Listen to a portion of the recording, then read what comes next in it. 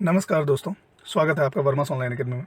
दोस्तों, जैसा कि आप जान रहे हैं, जेएसएससी द्वारा इंटर लेवल एग्ज़ाम 2022 के लिए नोटिफिकेशन जारी कर दिया गया है और इसके लिए एप्लीकेशन जो है वो 20 मई से आमंत्रित किए गए हैं। दोस्तों, आज के इस वीडियो में हम चर्चा करने जा रहे हैं कुछ ऐसे इंपॉर्टेंट डॉक्यूमेंट्स के बारे में जो आवेदन के समय काम आएगा। ये डॉक्यूमेंट्स जो है वो बहुत महत्वपूर्ण है। चूँकि अभी हमारे पास समय है, तो इसलिए हमारे पास इतना समय है कि हम इन डॉक्यूमेंट्स को अपने लिए तैयार कर लें ताकि लास्ट मिनट में हमें पछताना ना पड़े।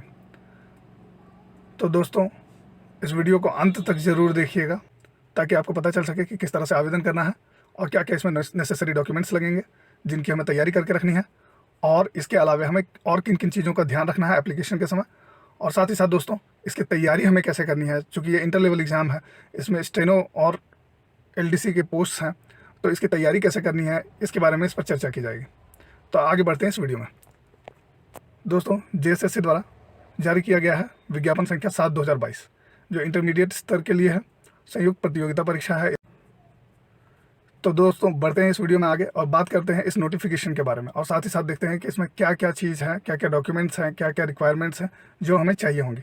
जैसा कि आप जान रहे हैं दोस्तों कि स्टेनोग्राफर या निजी सहायक के पोस्ट के लिए वैकेंसी निकली है।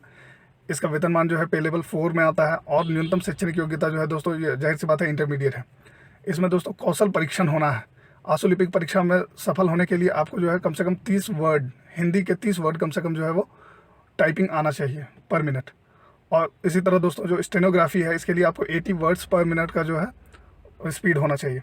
दोस्तों, इसके लिए तैयारी आपको अभी से शुरू कर देनी है। अगर आप स्टेनो हैं, अगर आपने स्टेनोग्राफी कर रखी है, तो आप इसके लिए ये तैयारी कर दीजिए, प्रैक्टिस करते रहिए। अभी 1 महीने का समय है एप्लीकेशन शुरू होने में। इसके अलावा अभी हमारे पास कम से कम जो है 2-3 महीने का एक्स्ट्रा समय रहेगा। अभी से अगर आप प्रैक्टिस शुरू कर देते हैं, तब आपको जो है परीक्षा के समय में कोई दिक्कत नहीं होगी। इसी तरह अगर हम देखते हैं कि एलडीसी के पोस्ट के लिए जो है पे मैट्रिक्स 2 लेवल में आता है, और इसमें भी दोस्तों इंटर या 10+2 आपको पास होना है। इसमें दोस्तों हिंदी में जो है वो 25 वर्ड पर मिनट का गति होना चाहिए। 10 मिनट का आपको समय दिया जाएगा, 250 वर्ड टाइप करने होंगे। और साथ ही साथ दोस्तों, इसमें पास होने के लिए आपको मैक्सिमम 2% से अधिक गलतियां नहीं करनी है। तो दोस्तों, जिन लोगों ने हिंदी टाइपिंग का कोर्स कर रखा है, ऐसे लोग जो हिंदी टाइपिंग जानते हैं, वो लोग अभी से प्रैक्टिस शुरू कर दें। जो नहीं जानते हैं उन लोग भी प्रैक्टिस शुरू कर सकते हैं, क्योंकि अभी हमारे पास समय है। ये चीज़ तो जाहिर हो चुकी है कि नोटिफिकेशन बाहर आ गया है, हम लोगों को पता चल गया है कि किस तरह से जो है इसका रिक्वायरमेंट क्या क्या है। तो इसीलिए अभी से अगर आप शुरू कर देते हैं, अगर अभी से आप प्रैक्टिस करते हैं, तो दोस्तों आप इस परीक्षा में पास हो सकते हैं। दोस्तों, बढ़ते हैं हमारे वीडियो में आगे। दोस्तों, सबसे पहले पात्रता क्या है, इसके बारे में हम लोग एक बार डिस्कस कर लेते हैं। इसमें दोस्तों स्पष्ट कर दिया गया है, क्लियर कर दिया गया है कि कार्मिक के जो अधिसूचना है 3848 दिनांक 10/8/2021, इसके आलोक में जो भी अभ्यर्थी हैं उनको 10वीं यानी कि मैट्रिक और इंटरमीडिएट झारखंड राज्य अवस्थित मान्यता प्राप्त संस्थान से उत्तीर्ण होना अनिवार्य है। और साथ ही साथ अभ्यर्थी को स्थानीय रीति रिवाज, भाषा, परिवेश का ज्ञान होना भी अनिवार्य है। यह जो पात्रता के लिए ये जो कंडीशन रखा गया, ये जो वर्तमान में लागू है झारखंड राज्य का स्थानीय नीति, इसके आधार पर रखा गया। यहाँ पर दोस्तों एक बहुत ही इंपॉर्टेंट पॉइंट मैं डिस्कस करने जा रहा हूँ कि परीक्षा में बैठने की अनुमति जो है, इसमें स्पष्ट कर दिया गया है कि पूर्णतः औपबंधिक है। यानी कि ऐसा नहीं है कि आपने अप्लाई कर दिया, आपका एडमिट कार्ड आ गया और आप इसके लिए एलिजिबल हो गए, ये बात नहीं है दोस्तों। क्योंकि परीक्षा के समय किसी भी समय अगर आपके पात्रता के संबंध में प्रमाण पत्रों का जाँच कर सकता है आयोग, और ऐसे क्रम में अगर यह पाया गया कि आपने जो आवेदन किया है, इससे संबंधित जो भी प्रमाण पत्र है वो आप प्रस्तुत नहीं करते हैं, तो आपको आरक्षण या अन्य लाभ नहीं दे होगा और आपका अभ्यर्थिता जो है वो रद्द किया जा सकता है, यानी आपका कैंडिडेचर वहाँ समाप्त किया जा सकता है। दोस्तों, इसी तरह हम देखते हैं कि परीक्षा के लिए आवेदन देने से पूर्व अभ्यर्थी यह सुनिश्चित हो ले कि विज्ञप्ति पद के शैक्षणिक योग्यता, न्यूनतम अधिकतम आयु सीमा और आरक्षण कोटि इत्यादि से संबंधित जो पात्रता के संबंध में विवरणिका में जो कंडिका में जितना भी शर्त दिया गया है, ये सभी शर्तों को आप पूरा करते हैं, ये आपको सुनिश्चित हो लेना है। तो ये आप कैसे करेंगे? आपके पास न्यूनतम शैक्षणिक योग्यता संबंधी जो है प्रमाण पत्र होना चाहिए, ये मिल जाएगा। दोस्तों, आरक्षण की कोटि इत्यादि से संबंधित जो प्रमाण पत्र है, इस पर आपको वर्कआउट करना है।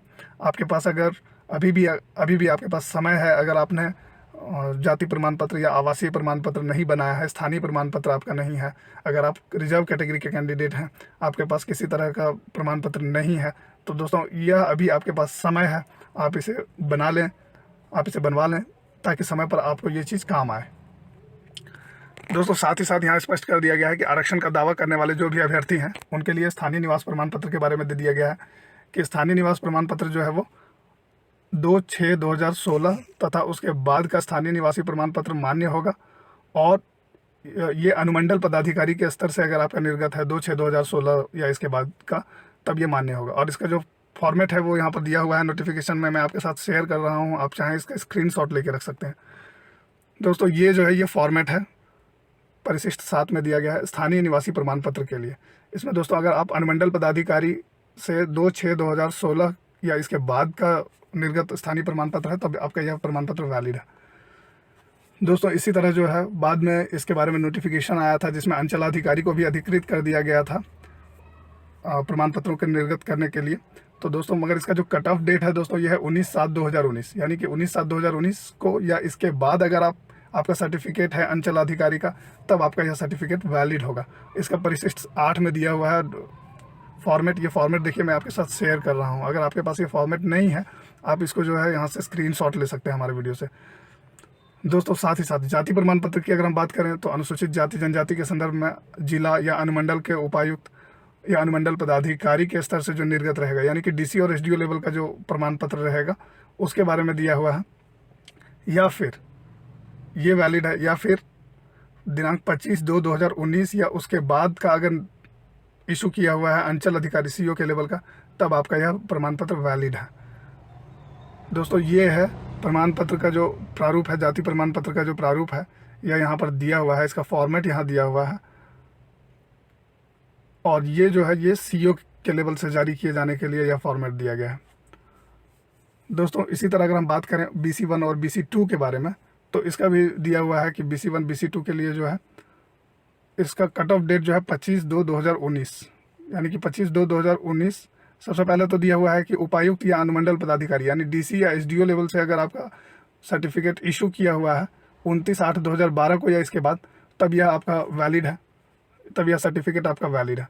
और साथ ही साथ दोस्तों अगर आपका सर्टिफिकेट अंचल अधिकारी ने निर्गत किया है 25/2/2019 को या उसके बाद, यानी कि सीओ ने इशू किया है, तब आपका यह प्रमाण पत्र वैलिड है। इससे पहले के जो प्रमाण पत्र होंगे वो आपका इनवैलिड हो जाएगा। दोस्तों इसी तरह बात करते हैं हम आर्थिक रूप से कमजोर नागरिकों के लिए। तो दोस्तों इसमें स्पष्ट कर दिया गया है कि आय एवं संपत्ति प्रमाण पत्र प्रस्तुत करना है आपको, ताकि आप इसका लाभ ले सकेंगे, तभी आपको इसका जो है इस आरक्षण का लाभ मिलेगा। 10% का रिजर्वेशन है इसमें। दोस्तों इसमें जो है विहित प्रपत्र में अनुमंडल या उपायुक्त या अंचलाधिकारी द्वारा निर्गत आय और संपत्ति प्रमाण पत्र वैलिड होगा, यानी कि डीसी एसडीओ या सीओ के लेवल से जो है इसका जो फॉर्मेट दिया हुआ है, इस फॉर्मेट में अगर आपने यह प्रमाण पत्र निकलवा रखा है तब आपका यह प्रमाण पत्र वैलिड होगा। और दोस्तों इसमें स्पष्ट कर दिया है कि यह प्रमाण पत्र आवेदन देने की तिथि तक अनिवार्य रूप से वैध होना चाहिए, यानी कि ऐसा ना हो कि आवेदन देने की तिथि के बाद आपने जो है सो प्रमाण पत्र बनाया, आवेदन देने की तिथि तक ये वैलिड होना चाहिए। आप ये सारा प्रमाण पत्र जो है वो बनवा सकते हैं, क्योंकि आवेदन देने की अंतिम तिथि को ये जो है ये वैलिड होना चाहिए, नहीं तो फिर आपका कैंडिडेचर रद्द हो सकता है। दोस्तों बात कर लेते हैं एक बार हम फिर से कि आवेदन प्रक्रिया पूर्ण करने के बारे में जो विभिन्न डेट्स हैं, जो अलग अलग डेट हैं वो क्या है। रजिस्ट्रेशन शुरू हो रहा है दोस्तों 20 मई 2022 से, और यह जो है चलेगा 19 जून 2022 की मध्य रात्रि तक। परीक्षा शुल्क का भुगतान आप कर सकते हैं, आपको 3 दिन का एक्स्ट्रा समय दिया गया है 22 जून 2022 तक। फोटो और हस्ताक्षर अपलोड करने के लिए आपको 5 दिन का एक्स्ट्रा समय दिया गया है, यानी कि 25 जून 2022 तक। और दोस्तों 26 जून 2022 से 30 जून 2022 यानी कि 5 दिनों का समय दिया गया है। जो आवेदन किए रहेंगे इस ऑनलाइन आवेदन में अगर किसी तरह की अशुद्ध प्रविष्टि हो गई है, यानी कि कुछ मिस्टेक हो गया, तो आप इसको सुधार कर सकेंगे। साइट पर जाके आप फिर से उस एप्लीकेशन को खोलकर आप इसको सुधार कर सकेंगे। दोस्तों ये जो है ये फॉर्मेट दिया हुआ है यहाँ इकोनॉमिकली वीकर क्लास के लिए। आप देख रहे हैं दोस्तों वर्मास ऑनलाइन अकेडमी। उम्मीद है यह वीडियो आपको अच्छा लगा होगा। अगर यह वीडियो अच्छा लगा तो इसे लाइक कीजिए, शेयर कीजिए और सब्सक्राइब कीजिए हमारे चैनल वर्मास ऑनलाइन अकेडमी को, ताकि समय समय पर आपको सारे अपडेट्स मिलते रहें। दोस्तों अगर आपको इससे जुड़े हुए और कुछ सवाल हैं तो आप यहाँ बेहिचक आप नीचे कमेंट बॉक्स में इससे पूछ सकते हैं। धन्यवाद।